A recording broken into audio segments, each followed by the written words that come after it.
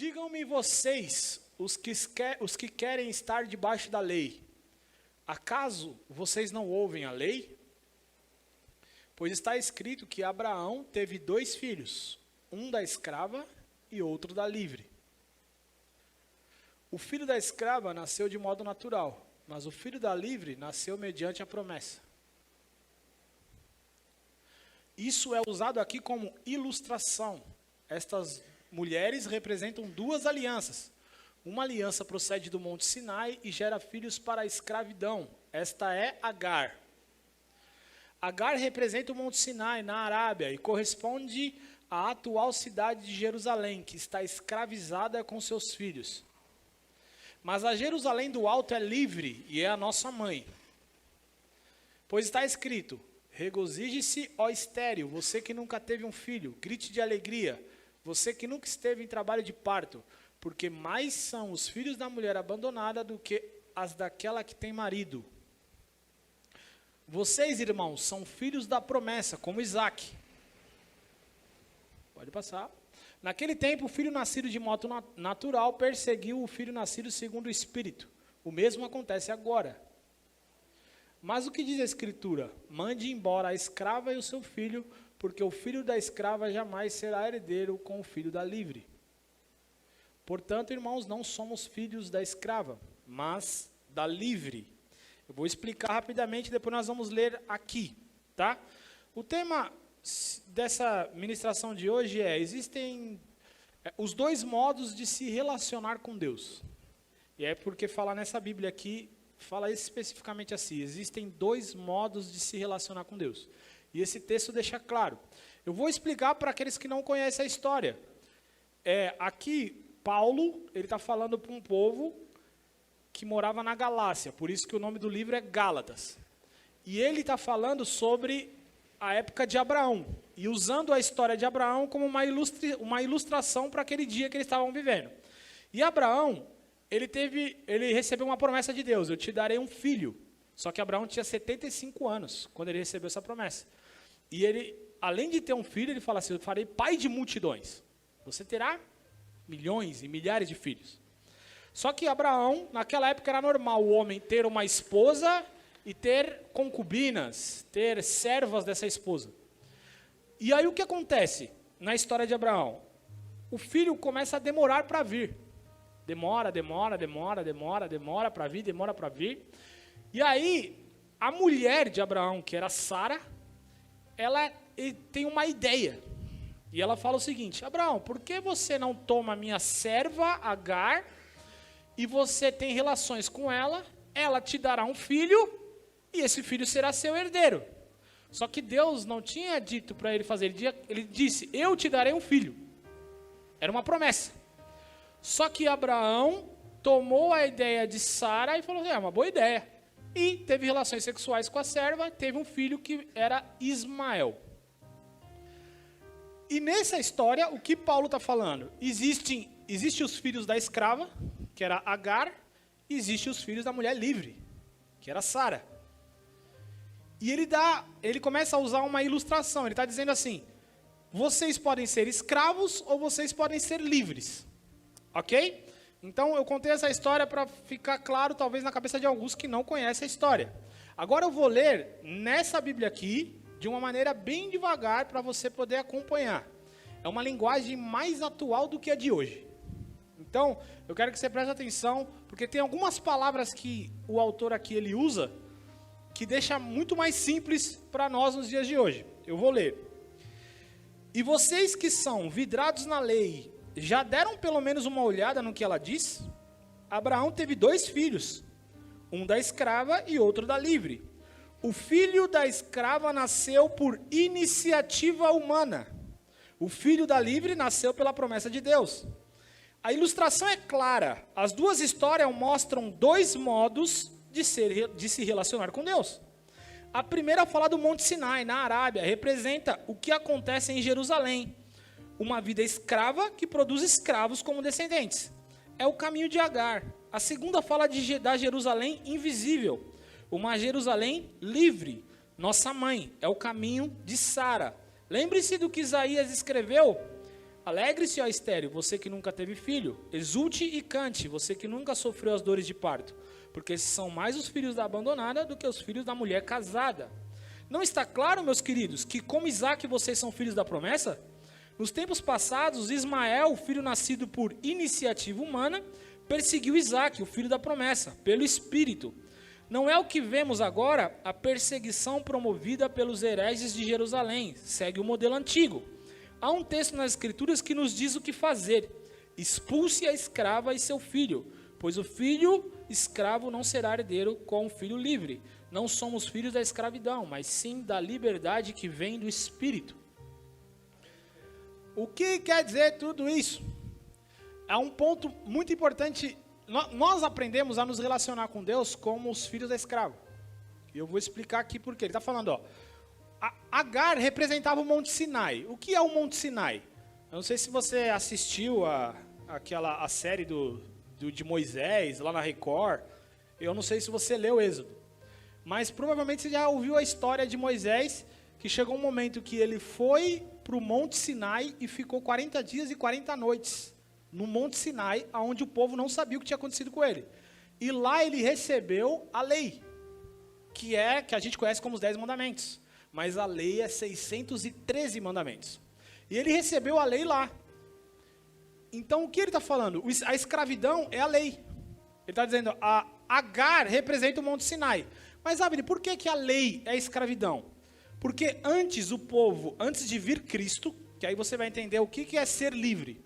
Antes de vir Cristo, o povo precisava se relacionar com Deus cumprindo mandamentos. Então eles tinham que cumprir todos os mandamentos. Imagina, 613. Eles tinham que cumprir todos. E se eles falhassem em um, eles estavam debaixo de maldição. Imagine cumprir 613 mandamentos. Você lembra os 10 aí? Você lembra os 10 mandamentos? Será que você quebrou algum nas últimas 2 semanas? Agora imagine cumprir 613. Eles tinham que cumprir 613 mandamentos para que eles tivessem um relacionamento com Deus, a ponto de Deus, na verdade, conseguir se relacionar com eles. Porque Deus é santo, puro, limpo. Imagina ele se relacionar com um povo que era extremamente pecaminoso. Por que existiu a lei? Porque o povo não sabia o que é certo e errado. Então o povo estava virando uma bagunça. Aí Deus trouxe a lei para que o povo entendesse o que é certo e errado e pudesse, pelo menos, se relacionar com Deus até vir Cristo. O intuito da lei era levar o povo de Deus a Cristo. A lei só serviu para isso. Então, o que Paulo está falando aqui com esse povo? Esse povo, ele recebeu a palavra de Cristo. E Cristo falou, aquele que crê em mim está livre. Não está mais debaixo da lei. Vocês têm uma vida de liberdade. Só que existiam outros professores, outros mestres naquela época. Paulo pregou para o povo entendeu que eles eram livres, e Paulo foi seguir a sua missão. Aí vieram outros professores, dizendo que eles tinham que cumprir algumas leis. Então, naquela época era circuncisão, não sei se você sabe o que é circuncisão, não vou explicar também, porque não é legal explicar não. Circuncisão, guardar o sábado, eles tinham que guardar o sábado. Você sabia que tem judeus ortodoxos, eles não ligam, eles não apertam nem o botão do elevador no sábado? Porque não pode. É uma tradição deles, nem o botão do elevador eles apertam. Judeus de hoje, porque a maioria dos judeus não crê que Cristo era o Messias. Então eles seguem ainda o Velho Testamento. Então eles não trabalham de sábado, eles não fazem nada que possa... É que assim, Deus deu para que eles não trabalhassem. Só que aí existe a tradição dos anciãos, que começaram a falar, não pode fazer isso, não pode fazer aquilo. Então imagina, você não pode ligar a televisão, você não pode apertar o botão do elevador. Ele não pôde fazer nada. É momento de passar com Deus. Então virou uma regra para eles, que se quebrar, eles acham que eles são o maior pecador do mundo. E o povo vivia desse jeito. Só que quando Cristo veio, o que ele fez? Ele cumpriu toda essa lei, morreu na cruz, e ele disse, está consumado, acabou. Eu cumpri tudo. Vocês não têm que cumprir mais nada. Qual que é o cumprimento hoje de lei? Amar a Deus acima de todas as coisas e teu próximo como a si mesmo. Só existe duas. Só existe duas leis hoje. Amar a Deus acima de todas as coisas e teu próximo como a si mesmo. Acabou. Mas essa lei, ela completa tudo. Porque quem ama o próximo não vai matar, não vai adulterar, não vai roubar. Então, se você ama, tá feito, certo? Então, Jesus, ele acabou com a lei. Só que existiam outros mestres querendo fazer aquele povo voltar para a escravidão. E aí Paulo fala isso aqui. Opa. Aí Paulo fala isso aqui. Agora, trazendo para o dia de hoje. Como é o modo de se relacionar com Deus? Escravo. Você viu que eu usei aqui, que ele usa aqui, iniciativa humana? Ele usa, existe uma maneira de se relacionar com Deus. Uma é por iniciativa humana. E outra é pela liberdade no espírito. Existem duas maneiras. O que é iniciativa humana? Quando você se converteu, se você é convertido, você deve ter aprendido diversas regrinhas. Por exemplo, você tem que ir no culto todo domingo, você tem que dizimar, se faltar no culto está em pecado, você não pode fazer isso, você não pode fazer aquilo, você não pode beber, você não pode fumar, você não pode se relacionar com as pessoas que não estão na sua igreja, e diversas regrinhas. Toda pessoa que vive achando que se relacionar com Deus é essas regras, vive por iniciativa humana. Porque você acredita que o seu esforço faz você se relacionar com Deus. Nada que você faz você ficar bem com Deus. Nada. Como assim, Abner? Então o que é? Cristo. O que Cristo fez faz você ficar bem com Deus. O que você faz não muda nada. Se você hoje, você bem, falar algo bem drástico. Você hoje não fez nada de mal. Você ora, Deus vai te ouvir. Se amanhã você matar uma pessoa, você orar, Deus vai te ouvir. Mas Abner, como assim? Porque Deus não se relaciona com você através do seu esforço. Deus se relaciona com você através do que Cristo fez. E é essa liberdade que Cristo queria dar. Ele falou assim, eu disse está consumado, acabou, bum, já era. Vocês não precisam fazer nada para ser aceito por Deus. Vocês não precisam fazer nada para receber o favor de Deus. O que eu fiz dá o favor para vocês. Essa é a vida com Cristo. É uma vida que o Espírito Santo mora dentro de você e o Espírito Santo transforma o seu caráter. Não é mais sobre tentar seguir regras, é sobre o Espírito Santo transformar o seu caráter, a ponto que as regras serão escritas no seu coração. Não é uma questão de tentar, hoje é isso, eu não posso fazer isso. Hoje eu tenho que ir no culto, hoje é dia do culto. Muitos bati o dedinho, falei um palavrão, Deus me perdoa. Não é a questão de seguir um monte de regrinhas evangélicas. É uma questão de que o Espírito Santo vai te transformar de dentro para fora, a ponto que os desejos que você tinha, você não vai ter mais. Acabou. Até porque a Bíblia fala, a lei nunca conseguiu aperfeiçoar ninguém. Olha como isso é muito louco. Se você todo mundo tem alguma área que foi a área mais afetada da sua vida. Alguns a área de álcool, outros a área sexual, outros a área de mentira, outros a procrastinação. Cada um tem ao seu lado. Ninguém fica livre disso. Agora, eu quero te fazer uma pergunta. Quantas vezes você ouviu que você não tinha que fazer isso? Isso é errado, você ter esse desejo. Você cometer esses atos, isso é errado. Você sabia disso. Agora eu vou te fazer uma pergunta. Você deixou de fazer porque você sabia? 95% não. E os que deixaram de fazer, mas não de sentir o desejo. Sabe por quê? Porque você aprendeu a viver por iniciativa humana. O que eu tenho que fazer para receber o favor de Deus. Mas quando você entende a vida com Cristo, você conversa com o Espírito Santo. Fala, Espírito Santo, eu não quero mais fazer isso. Só que não sou eu que eu faço que vai me mudar. É o que o Senhor faz.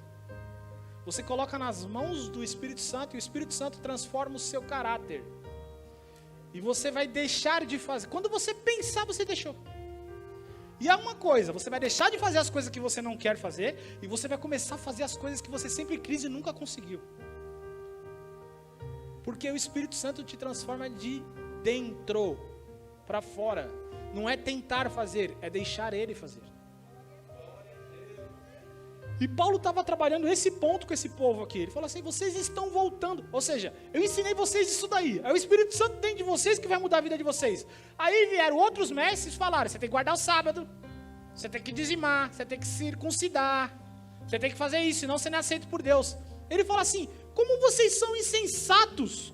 Como vocês conseguem voltar para isso? E ele ainda fala, você acha que o Espírito Santo mora dentro de vocês, veio para dentro de vocês por causa do seu esforço? Ou por causa do que Cristo fez? Então por que vocês estão querendo ganhar Cristo novamente por esforço? E Paulo estava trabalhando nesse ponto. Então existem dois modos de se relacionar com Deus: pelo seu esforço próprio ou pela obra consumada da cruz. E agora vamos para exemplos práticos. Existe um ponto que mostra no seu comportamento em qual modo de se relacionar você está.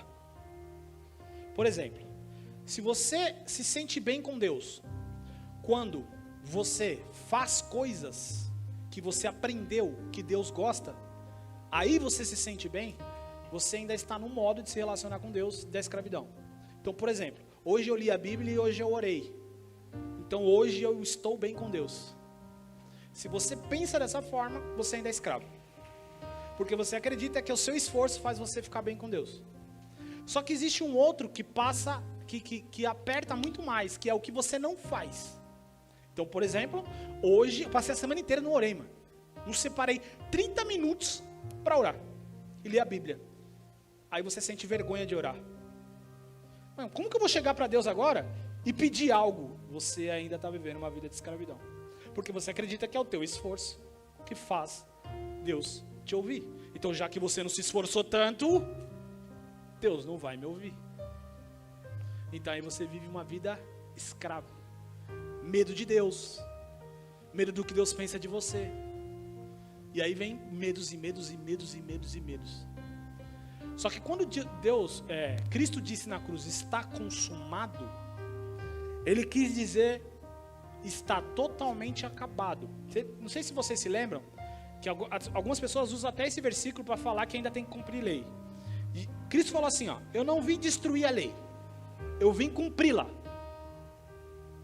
Então, ou seja, tinha 603 mandamentos que eu tinha que cumprir para ficar bem com Deus. O que Cristo fez? Ele veio, cumpriu tudo.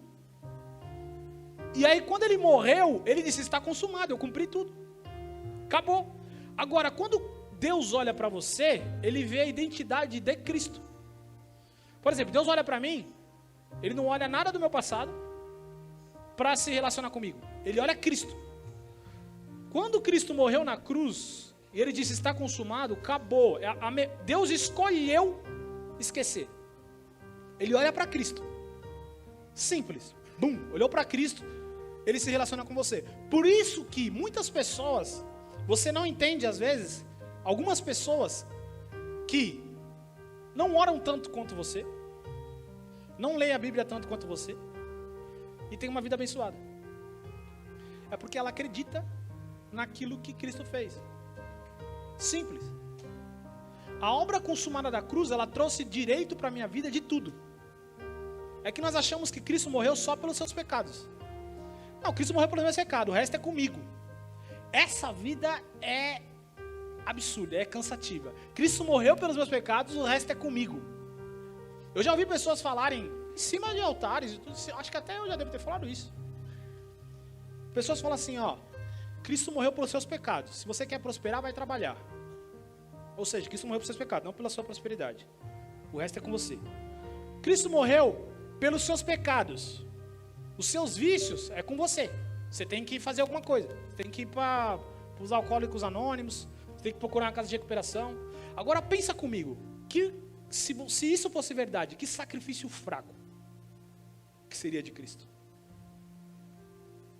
Se fosse só isso. Aí eu pergunto, por que Cristo falou então? Não se preocupem quanto ao que comer, quanto ao que vestir, quanto onde vocês vão morar, quanto se vai ter dinheiro para pagar as contas. Não se preocupe com isso. O Pai que está no céu sabe muito bem que vocês precisam de tudo isso. Por que Ele disse isso se eu tenho que trabalhar? Então a pessoa que está desempregada, ela tem que se preocupar. A pessoa que está trabalhando não se preocupa, ela tem um trabalho, ela vai conseguir comer. E aqui não está trabalhando? Vamos pensar em pandemia, quantos desempregados? Então o desempregado tem que se preocupar. Tem que morrer de ansiedade, porque não sabe se amanhã vai ter comida para o filho. Não, Ele disse para todos. Ele ainda falou, olha para as aves, não trabalham e não guardam, e o Pai as alimenta. O sacrifício da cruz, Ele trouxe tudo para a minha vida, tudo que eu preciso para viver. Paulo diz assim, Pedro, ele diz, tudo que você precisa para a vida e para a piedade, Deus já vos deu. Paulo fala assim, em Efésios 1:3. Bendito o Deus e Pai do Senhor Jesus Cristo, que vos abençoou com toda sorte de bênção. Toda sorte. Aí a palavra sorte. Sorte quer dizer, é tipo assim, espécie. Toda espécie de bênçãos. Os mais religiosos vão pensar, toda sorte de bens em lugares celestiais, que Deus me deu as coisas espirituais. Sim, Ele te deu as espirituais, só que Ele fala toda sorte de bênçãos. Quer dizer, todas as espécies. Ele também fala, o meu Pai suprirá todas as vossas necessidades com as riquezas dele. Ok, por que esse versículo não funciona? Aí entra um ponto, Abner, eu sou filho de Deus e estou passando necessidade. Abner, eu sou filho de Deus e estou doente. Aí entra um ponto extremamente importante. O que eu preciso para ser salvo? A única coisa que eu preciso, eu acabei de falar que você não precisa fazer nada para se relacionar com Deus, certo? Sim ou não? Sim. Ok. Beleza. Fazer na ação, você não precisa fazer nada para se relacionar com o relacionamento com Deus, você tem. Mas a Bíblia fala, você precisa fazer isso para ser salvo. O que é? Crer. Aí está o segredo, crer, fé. Aí entra um ponto.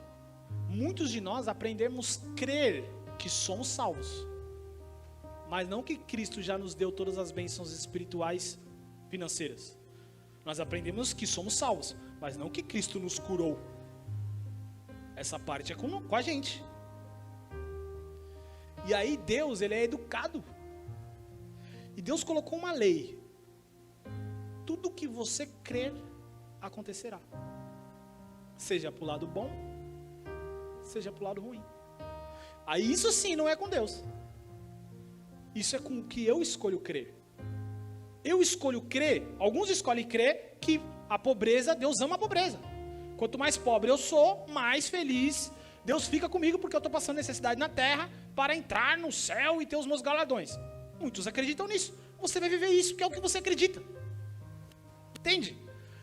Essa questão realmente não tem a ver com Deus, porque Ele fala assim, ó, se você disser para aquela montanha, sai daqui e vai para lá, assim vos será feito. Ele fala, se você crer e não duvidar no seu coração, tudo que você disser, acontecerá. Jesus disse isso. Aí existe um modo de se relacionar com Deus, de que forma? Iniciativa humana. Eu trabalho, Deus, eu estou trabalhando, eu estou dizimando, eu estou fazendo, e não acontece. Eu estou na minha força. Parece que está numa esteira. Quem já fez esteira? Quem já fez esteira aí? Para quem não, tem alguns que gostam, 1% da população. Mas é um negócio absurdo. Você fica lá andando. Eu faço esteira, mas é chato pra caramba. Você não sai do lugar. Você anda, não sai do lugar. A nossa vida parece que estamos numa esteira. Corremos e nada acontece. Passa ano atrás de ano e nada acontece. Tem alguma coisa errada. Agora, essa coisa errada está com Deus ou está com você? Porque Deus, Ele fez tudo na cruz. Acabou. E aí eu vou fazer uma pergunta para você, que eu quero que você pense para responder. E não responda para mim, responda para você. Você não precisa nem falar em voz alta, responda para si. E aí, eu queria que você prestasse atenção em como você responde. E aí depois eu vou fazer uma pergunta para saber se essa resposta aí sua, você crê nela mesmo ou não. Na verdade eu vou fazer uma sequência de umas 3, 4 perguntas. Você acredita que Deus quer te ver com saúde plena? Sim ou não? Responda para você.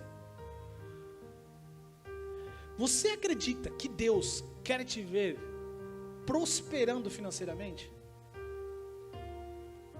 Você acredita que Deus quer te ver viajando o mundo, ou de férias, ou cumprindo seu chamado? Você acredita que Deus, Ele quer que você viva uma vida de felicidade, alegria e realização em todo momento da sua vida? Ok. Agora pense comigo, você que respondeu para você. Quando você disse sim, para quem disse sim?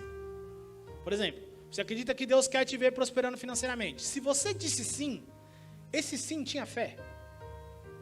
Pense com você. Ou tinha um sim, será? Seja sincero com você. Você não consegue enganar teu coração. Não adianta enganar seu coração. Uma coisa que tem muitas vezes é chata no crente é a questão de... a confusão que eles dão com esse negócio de profetizar. Porque eles acreditam que, não, sim, Deus quer. Agora não é hora de profetizar. É agora a hora de você olhar para o seu coração e ver se ele acredita nisso. Se você disse sim, mas lá dentro ficou... deu um incômodo. Eu não sei se Deus quer me ver prosperando. Vamos pensar em saúde. Você talvez, não sei, possa estar com dor em algum lugar, enfermidade em algum lugar. A pergunta é, você acha que Deus quer te ver plenamente em saúde? Eu tenho 70 anos, menino, não dá para ter plena saúde. Aonde? Quem te falou isso? Quem te falou isso? Você está vendo como a nossa mente é moldada pelo que os médicos desse mundo falam? Quem te falou isso? Que você pode ter 70 anos, correr uma maratona se você quiser. É tudo que seu coração acredita. Aí eu te pergunto, Deus quer te ver plenamente com saúde? Sim ou não? Deus quer ver toda a sua família reunida sem brigas, em amor, em harmonia, num almoço de domingo, e você podendo suprir tudo. Não, hoje ninguém vai pagar não, deixa aqui, eu vou pagar o almoço da toda a família hoje. Você acha que Deus deseja isso para você? Por que eu estou fazendo essa pergunta? Porque na sinceridade do seu coração você sabe, se houve aquela questão, você teve dificuldade de falar sim, é porque você foi infectado pelo vírus da religiosidade que diz que nós temos que ser pobres para Deus ficar feliz. E aí, existe uma coisa que o problema vai ser seu. Se você vai viver isso ou não, não tem mais com Deus, não tem a ver com Deus, porque Jesus disse, está consumado. Agora tem a ver com o que eu escolho acreditar. E realmente, se uma crença entrou em você, com alguém repetindo, às vezes você teve uma vó, uma mãe, um pai muito religioso, ou alguém que dizia, não, Deus não gosta de riqueza, ricos são gananciosos, ricos vão para o inferno. É na enfermidade que Deus trata o crente. Você ouviu isso repetidas vezes, isso entrou. E virou uma crença. E aí se virou uma crença, entenda como acontece o seu corpo. Se você acredita em algo, todas as células do seu corpo vão responder ao que você acredita. Todas. É como se tivesse um comandante supremo, e esse comandante supremo é o coração. Ele manda o norte. Tem uma frase que fala assim, o coração orienta as mãos. Sabe o que quer dizer o coração orienta as mãos? Tudo que o seu corpo faz, ele está respondendo ao seu coração. Simples. A sua vida é um reflexo do que está no seu coração. Eu passo necessidade, eu vivi a vida inteira de pobreza, de doença. Eu vivi uma vida que eu acredito nos milagres de Deus, eu acredito que Deus quer me usar para milagres, mas eu não vejo milagres. É o espelho do seu coração. E aí essa questão, essa de mudar o seu coração é uma responsabilidade que aí ela é sua. É você deixar de acreditar nisso. Algumas coisas são fáceis, outras não. Outras elas estão tão enraizadas dentro de você que você vai precisar trabalhar com repetição até isso mudar no teu coração. É o que acontece. Mas uma crença que você precisa mudar hoje é: eu preciso fazer coisas para me relacionar com Deus, para receber o favor de Deus, para receber o amor de Deus. Cara, você não entende, ou você entende, tomara que você entenda. Mas se você não entende, você tem que saber como é a liberdade de se sentir amado por Deus sem precisar fazer nada. Nada. Quem é pai aqui? Levanta a mão. Ou mãe, né? O que o seu filho precisa fazer para você amá-lo?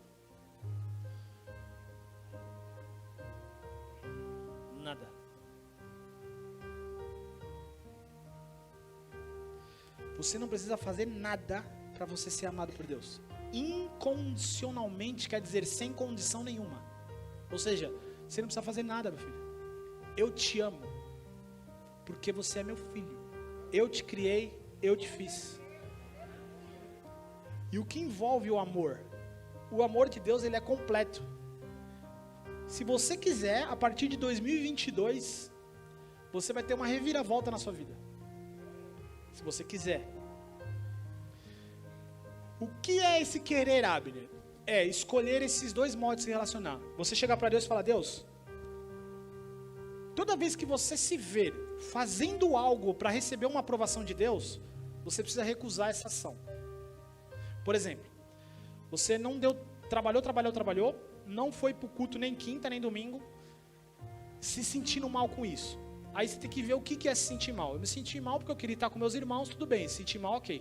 Eu me senti mal porque eu não fui no culto, então eu deixei de receber a bênção de Deus. Isso volta para a escravidão. Você precisa recusar este pensamento. Aí entra o processo de você com você. Aí entra a luta de você com você. Aqui no final do texto, não sei se vocês lembram comigo, que fala que o filho da escrava persegue o filho da livre. Ismael, quando o Isaac nasceu, Isaac era filho da promessa. Ismael, filho de Agar, que foi por iniciativa humana. Quando Isaac nasceu, Ismael tinha 13 anos. Ismael era mais velho, presta atenção nisso, hein? Ismael era mais velho. Então, Isaac cresceu, agora imagina, o irmão mais velho, que sabia do clima tenso que tinha na casa, que o pai preferiu o outro, ele perseguia o menino. Só que Paulo fala assim, é assim até hoje. E o que quer dizer assim até hoje? Ismael representa a vida pelo esforço. Eu tenho que fazer. Isaac representa a vida. Cristo já fez. Então, essa forma de pensar vai ficar perseguindo a outra. Toda vez que você se sentir livre com Deus, eu estou livre, eu não preciso de nada, eu sou próspero, eu sou rico, eu tenho plena saúde, porque Cristo conquistou por mim, não é por aquilo que eu faço, porque Cristo conquistou por mim. O Ismael, que é a sua velha natureza, vai querer recusar. Vai falar, não, isso aí não é verdade não. Você tem que fazer, você tem que dizimar, você tem que ir na igreja, você tem que jejuar, você tem que orar, você tem que ler Bíblia, senão Deus não vai te abençoar. Esse é o modo de Ismael perseguindo, que é as duas naturezas. Aí você vai precisar, nós vamos ler junto. Paulo fala assim, ó, eu vou pedir até para colocar aí na tela, por favor, no Data Show. Eu acho que é o versículo 31 de Gálatas 4, versículo 31. É o 30, desculpa. Olha lá, mas o que diz a Escritura? Mande embora a escrava e o seu filho, porque o filho da escrava jamais será herdeiro com o filho da livre. Aí entra uma questão, não dá para viver uma vida no espírito e uma vida pelo esforço próprio. Ou você manda a vida do esforço próprio embora, para viver a livre, ou você vai viver a vida do esforço próprio para sempre. E ainda, em Gálatas 5, eu vou ler nessa aqui mesmo, fala assim, ó, quero enfatizar o seguinte: no momento em que vocês se submetem à circuncisão ou a qualquer outro sistema de regras, o dom da liberdade que Cristo conquistou com sofrimento acaba desperdiçado. Paulo fala o seguinte assim, ó, o que para eles é a circuncisão? Se eles se circuncidassem novamente, eles estavam voltando para a lei. Aí Paulo fala assim, ó, se você voltar para a lei, o que Cristo fez acaba desperdiçado na sua vida, você não vai viver isso. Aí, o que eu quero dizer para vocês? Toda vez que você achar que você precisa dizimar, ir para o culto, ler Bíblia, orar, para Deus te abençoar, o que Cristo fez, acabou. Porque você acha que é o que você faz para ser aceito por Deus. Mas quando você entende, mas Abner, essa gera um conflito, mas Abner, eu não tenho que orar, não tenho que ler Bíblia. Eu oro, eu leio Bíblia, mas não para ser aceito. Eu oro e leio Bíblia porque eu sou aceito. É totalmente diferente. Você não está buscando a aprovação do seu pai. Seu pai já te aprova. Você está buscando intimidade. O escravo busca aprovação. O filho, mais intimidade. Simplesmente isso. Toda vez que você vê que você cometeu um erro, um pecado, se sentir mal, sentir vergonha de Deus, você voltou para o escravo. Você precisa mandar o escravo embora. Aí, agora entra a parte ação, gente. Agora vai entrar a parte ação de vocês. Porque assim, ó, quero dizer algo para você. Ouvir pregação atrás de pregação não vai mudar nada.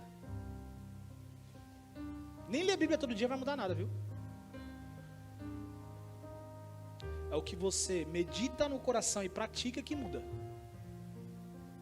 A Bíblia fala que Deus entregou uma palavra para o povo no deserto. Só que a palavra não estava misturada com a fé dele. Eles morreram no deserto.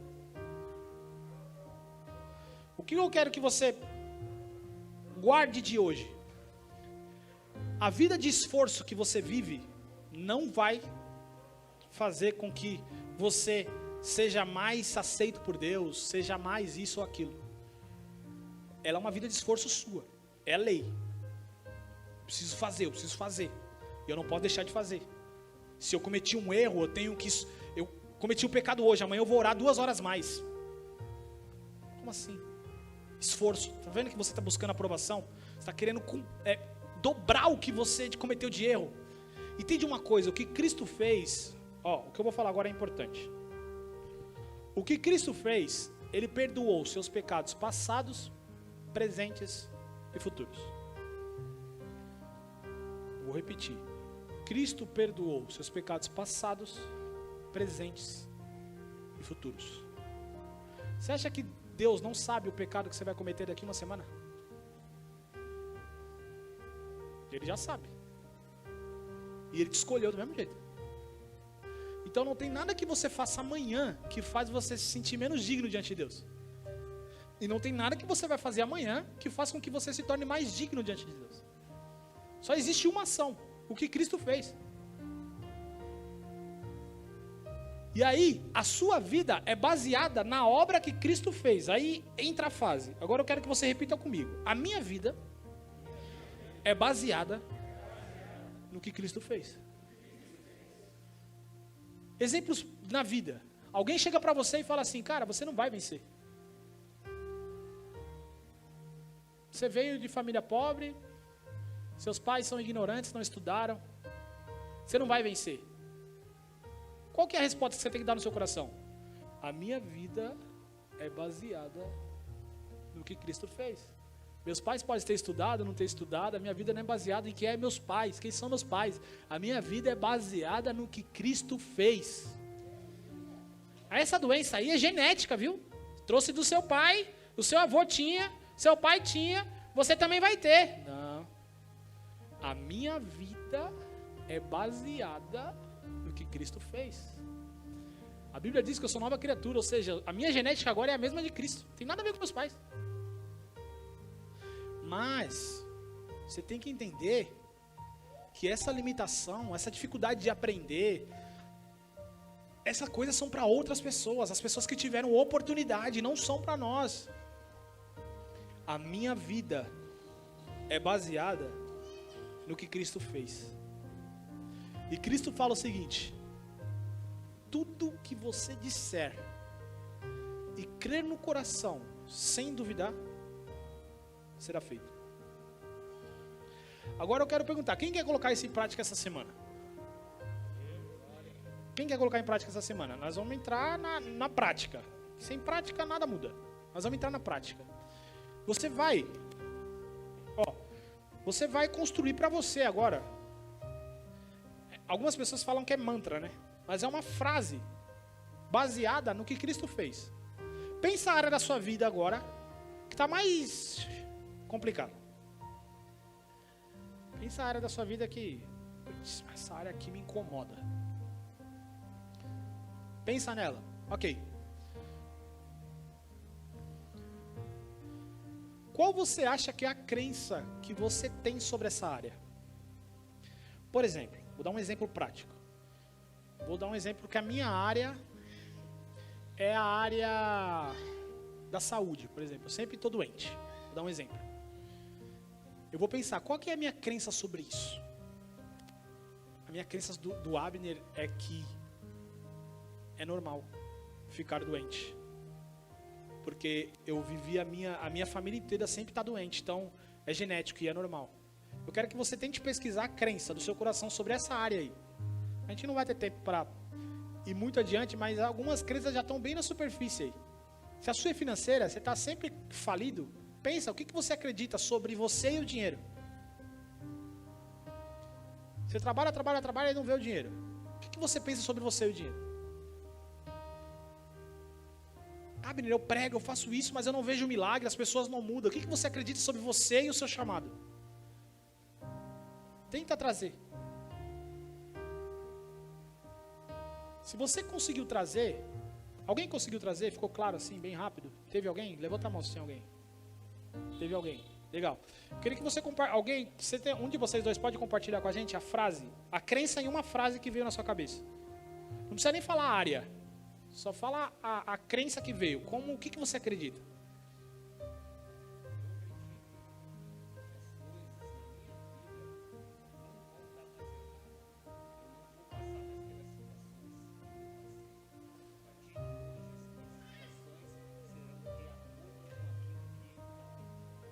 Perfeito. Ele falou, eu acredito que as coisas na minha vida não vão dar mais errado.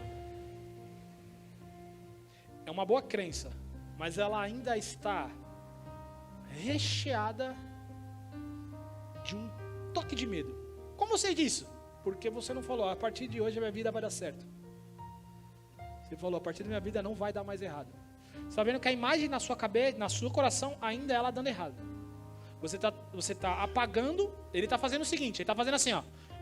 Eu dei errado em algumas áreas até hoje e eu estou apagando isso. Isso está certo. Toda vez que vir o Edenilson dando errado, você diz, eu recuso isso no meu coração. Porque Cristo morreu por mim, a obra consumada me proporciona tudo. Logo depois elas não vão vir mais. E aí o segredo é a imagem dando certo. E é o segredo. O seu coração, ó, imagina você não batendo numa porta agora. É difícil imaginar você não batendo numa porta. Por quê? A imaginação, ela não entende muito no negativo. Ela entende no positivo. Então, não é eu não dando errado, é eu dando certo. Ok, é a sua crença. Agora eu quero que você construa uma crença. Você vai falar em uma frase. Eu vou falar uma frase que eu tenho, que é baseado na obra consumada. Tá? Não é pensamento positivo, tá, gente? É obra consumada da cruz. Por exemplo, a minha frase que eu tenho repetido todos os dias é: não existe limitação para mim. Eu vivo uma vida sem limitações, porque a obra consumada da cruz me proporcionou tudo. Está no passado. Quando eu estou num momento que está difícil, que eu estou passando por dor, que eu estou passando por escassez, não, aí vem o que o Carlinhos falou domingo. Quais as palavras que você professa na adversidade? Aí vem, não existe limitações para mim. Pode estar a conta zerada, negativo. Pode estar sentindo dor e estando doente. Não há limitações para mim. A obra consumada da cruz me proporcionou tudo. Cura, prosperidade, amor. Eu não preciso de nada. Deus já me deu tudo. E eu acesso, eu trago isso para a minha vida pela fé. Pela fé. Mas, Abner, eu não estou vendo. Abraão não viu 25 anos. Mas depois de 25 anos, com 100 anos, ele teve o filho. Você escolhe parar de falar e nunca viver, ou você escolhe falar até viver? Porque não é o tanto que você fala, né? Quer dizer que eu repetir, vai acontecer? Não. É que quando você fala, você está influenciando o seu coração. Lembra que Jesus falou, o que sai da sua boca é o que te contamina? Ele fala, não é o que entra, é o que sai. Porque do que você fala, está cheio o seu. Quando eu fico falando, não existe limitação para mim, porque a obra consumada da cruz me proporcionou tudo. Tudo. Tudo que eu preciso, Cristo já fez. Eu vou falando isso tantas vezes, que eu vou influenciando o meu coração. O que está saindo é o que está cheio aqui. Eu vou influenciando o meu coração. Depois eu não acredito, realmente, eu não vou acreditar mais em limitações. A minha vida vai ser, ó, linda. Em algumas áreas eu já vivo, em outras não. Outras são mais desafiadoras do que... Algumas falam, essa área é simples, já resolvi rápido. Mas essa aqui você teve uma situação traumática, talvez, está enraizado lá dentro. Existe mais força da fé da palavra de Deus. Amém? Então, construa a Por exemplo, eu sou mais que vencedor em Cristo Jesus. Só que não pode ser uma frase religiosa. Sabe aquela frase que você ouviu desde criança, você não sabe nem o significado, você só repete. Que nem aleluia. A maioria das pessoas fala aleluia, mas nem sabe o que quer dizer.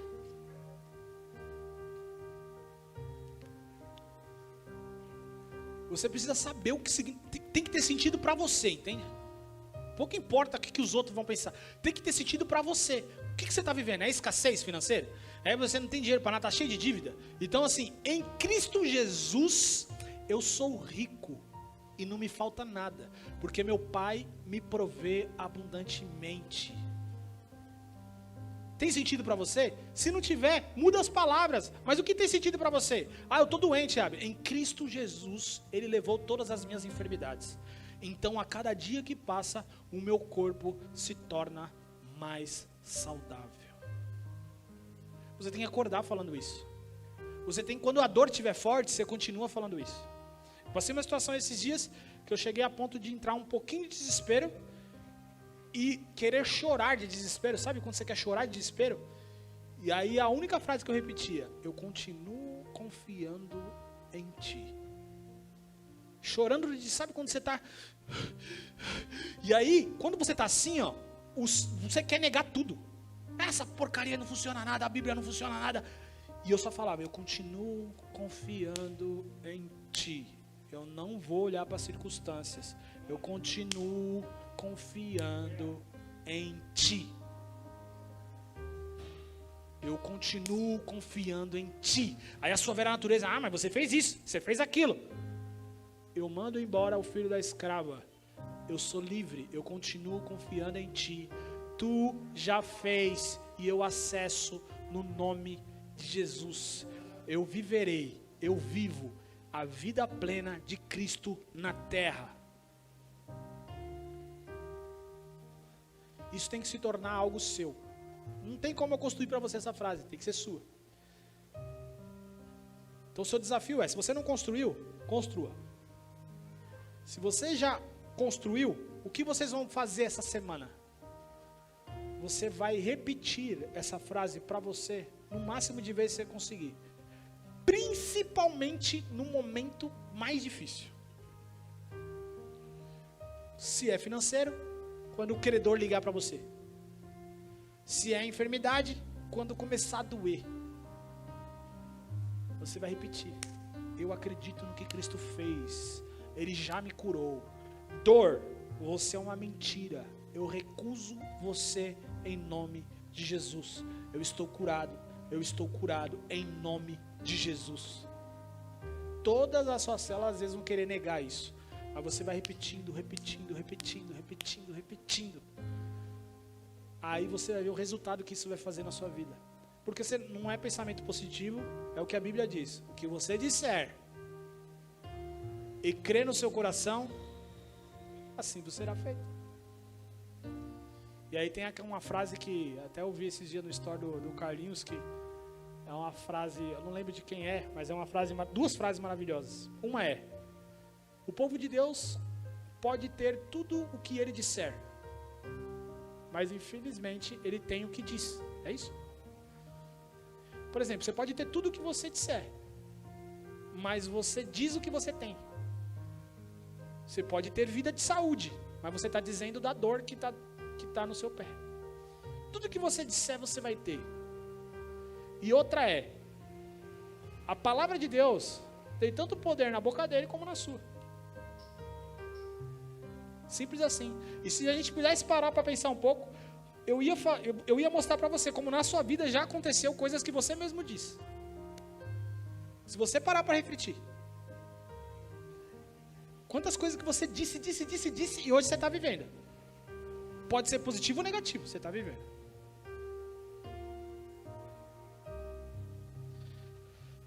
Eu queria que você colocasse a mão no seu coração.